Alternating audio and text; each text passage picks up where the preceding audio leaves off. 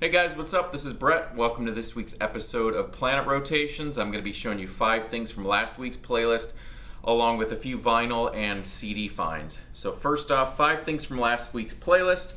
First one is a really special one to me. It's by a guy named Luke Bechner, and this is called Let It Fly. It's his debut CD EP. It's a 5-song CD, and why this is special to me. Luke is 20 years old, but I taught him guitar from when he was about 10 to 17 years old approximately, and then he moved away to Texas to start his musical career. And so I taught him his very first chord all the way up through. I watched him. He got to play with Keith Urban one time, and so he lives in Texas, and I had a knock on my door last week, and there he was handing me his CD. So it was such a huge thrill to get this. So it's, like I said, it's 5 songs. There's Luke. It's kind of in the realm of like a Keith Urban country pop, and really well done, really well produced. He does a cover of America's Sister Golden Hair, which is he does an excellent job with that. Great singer, great guitar player, and great things to come from Luke. So I am going to have a link down in the description box for you guys to get this. I think it's $10 with shipping through his site. So yeah, definitely a very proud moment here. Another thing I've been listening to a lot is this band, The House of Love, a UK band. This is their 3rd album from 1992, Babe Rainbow on Fontana. One day I hope to come across this one on vinyl. Really an excellent release. We had a big vibe going on in the vinyl community last week, and everyone was showing their House of Love records and such. That first track on this one, You Don't Understand, is just so killer. So, House of Love. If you guys watched last week's Friday on the Turntable, then you would have seen my interview with Mike Van Portfleet, my friend from Lycia.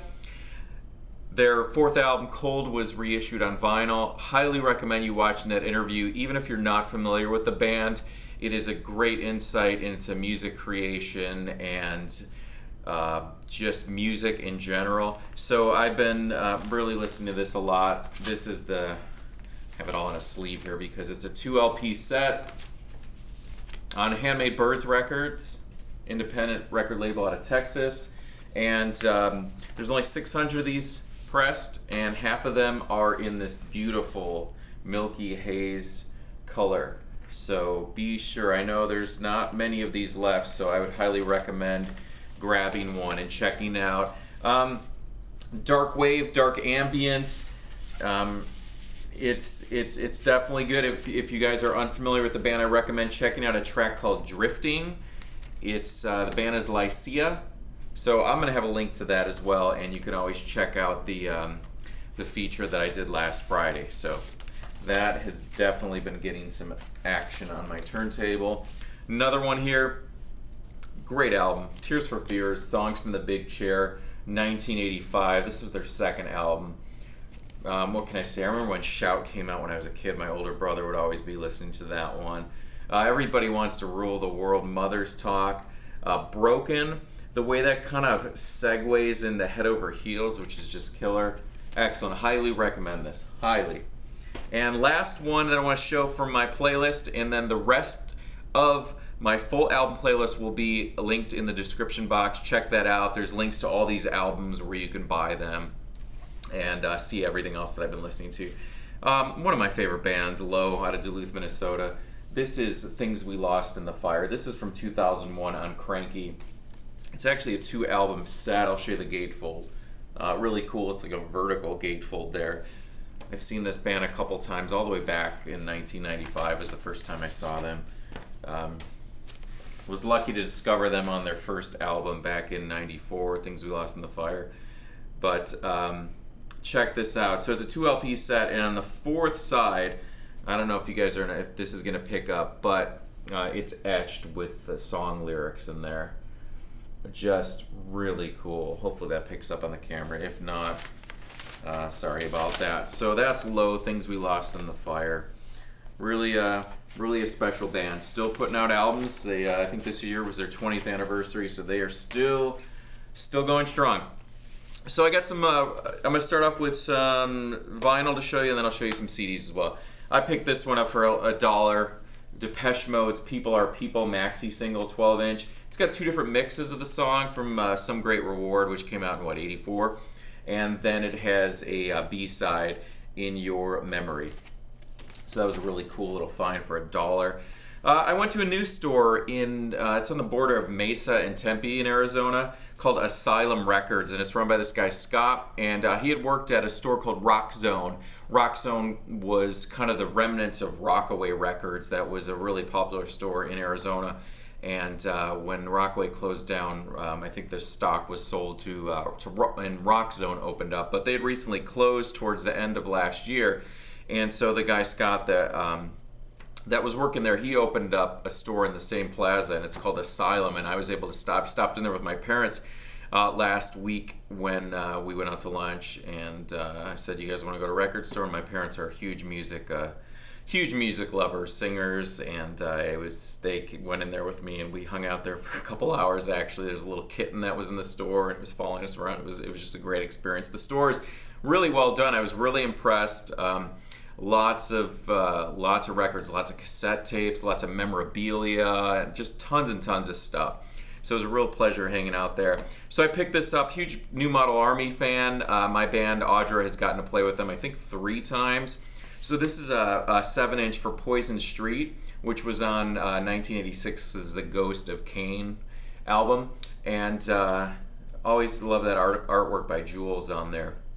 And it has a non-album B-side called Courage, and then when you pop this thing out, you can see it's on red translucent vinyl. So that was a cool little score there, and all this stuff was really reasonable. I didn't spend hardly any money.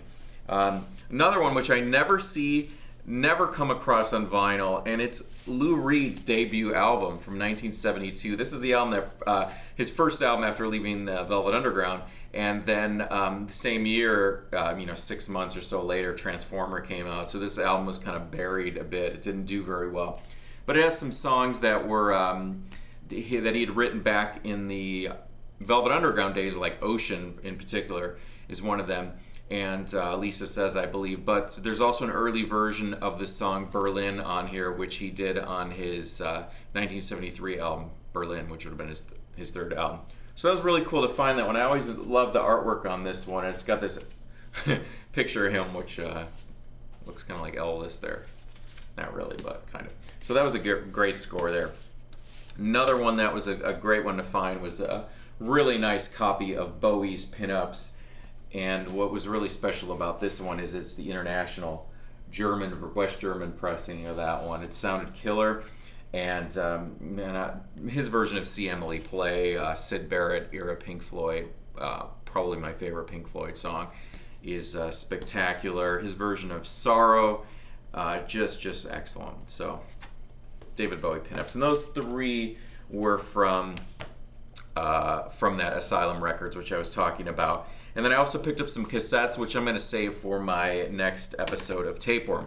So I've been picking up some really cheap, inexpensive CDs lately. The last couple weeks I've been just digging through the bargain bins and finding just some great stuff for really like $1. Found some 75-cent stuff. First one, this one I never had before. I always had Nowhere and Going Blank Again. This was Ride, their third and final album from 1994, Carnival of Light. It always got panned, but since I brought this one home, I listened to it 3 times, and I have to say that I really like it. The track number 5, Only Now, is a great one. So I never see this, and I was looking at it online to buy it, and I could not find an inexpensive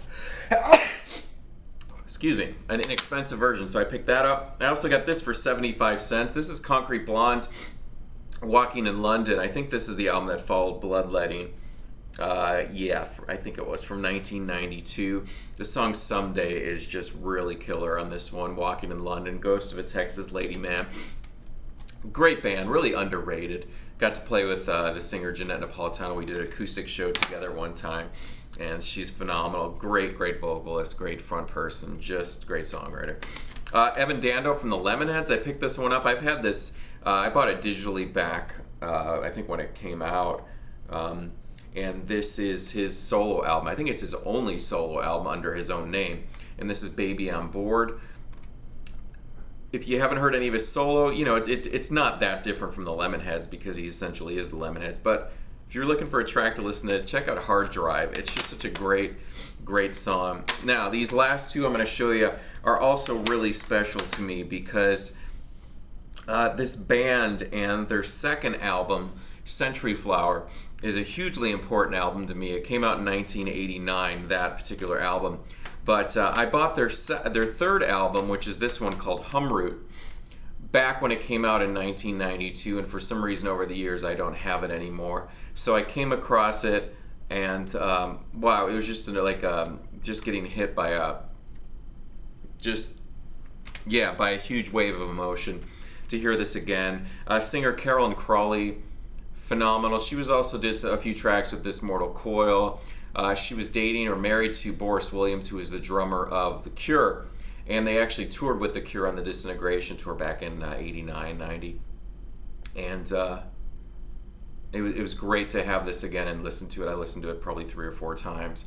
Highly recommend the band Shelleyan Orphan. I'm always looking. This vinyl was only released in the UK, so anyone out there have this on vinyl, love to have that one. Or if you keep your eye out for me, as well as their first one, Healy Born. That's out, really a hard one to find as well.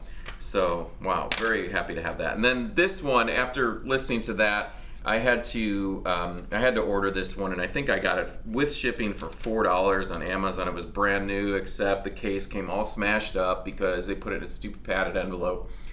This is Babacar, and Babacar is kind of a super group comprised of Carolyn Crawley from Shelleyan Orphan, Boris Williams, who was in The Cure back then, and then it had a few other people from some other bands, which now the names are Jamae Taylor, who was the guy from Shelleyan Orphan. It's got Paul Thompson on guitar, Tristan Powell, and some other people from other bands, which their names are not ringing a bell for me right now.